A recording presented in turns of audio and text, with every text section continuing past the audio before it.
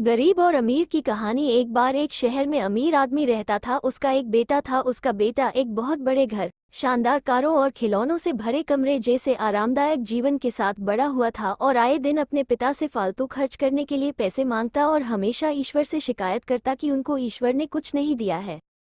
अमीर आदमी अपने बेटे को लेकर बहुत चिंतित था क्योंकि इस आरामदायक जीवन ने उसे आलसी और कामचोर बना दिया था। अब वो नहीं जानता था कि मेहनत क्या होती है। अमीर आदमी जब भी अपने बेटे को काम या मेहनत करने के लिए कहता तो उसका बेटा उसे कहता कि पापा, हम गरीब नहीं अमीर हैं और काम और मेहनत गरीब लोग करते हैं और मुझे गरीबों से नफरत है।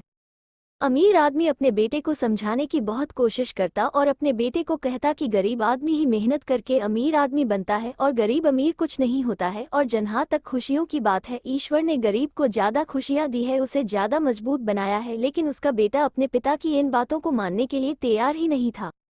इसलिए अमीर आदमी ने अपने बेटे को ये सब सिखाने के लिए और उसका भविष्य बचाने के लिए उसे एक गाँव में लेकर गया ताकि वो गरीबों का जीवन भी देख सके।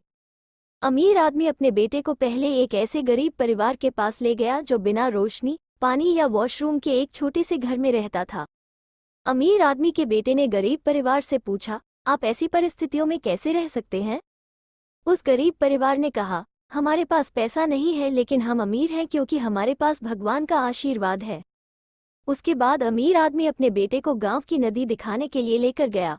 अमीर आदमी के लड़के ने देखा कि उसे अपने घर में पीने के लिए साफ पानी और नहाने और तैरने के लिए 24 घंटे नल का साफ पानी मिलता है और यहाँ लोग अपनी सफाई, धुलाई और पीने का पानी आदि सभी कामों के लिए एक नदी से ही काम चलाते हैं।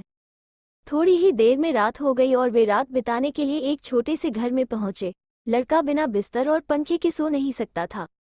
अमीर आदमी और उसका लड़का बाहर से आने वाली अजीब आवाज़ों से परेशान थे। लड़के ने उठकर शोर को सुना तो उसने पाया कि लड़कों का एक समूह खुशी से आग के चारों ओर खेल रहा है। अमीर आदमी का बेटा उनको देखकर बहुत मोहित हुआ। उसने सोचा कि उसके पास दुनिया का हर खिलौना है लेकिन उन लड़कों के पास जो खुशी और आनंद है वो उसके पास नहीं है। अगले दिन अमीर आदमी और उसके बेटे को तेज भूख लग रही थी, इसलिए अमीर आदमी अपने बेटे को दोपहर के भोजन के लिए एक गरीब किसान के घर ले गया। उसके घर पर खाने के लिए बहुत कुछ नहीं था।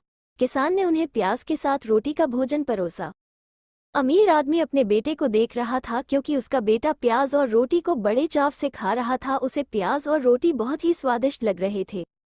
अमीर आदमी अपने बेटे के कान में फुसफुसाया, तुम इसे कैसे खा सकते हो?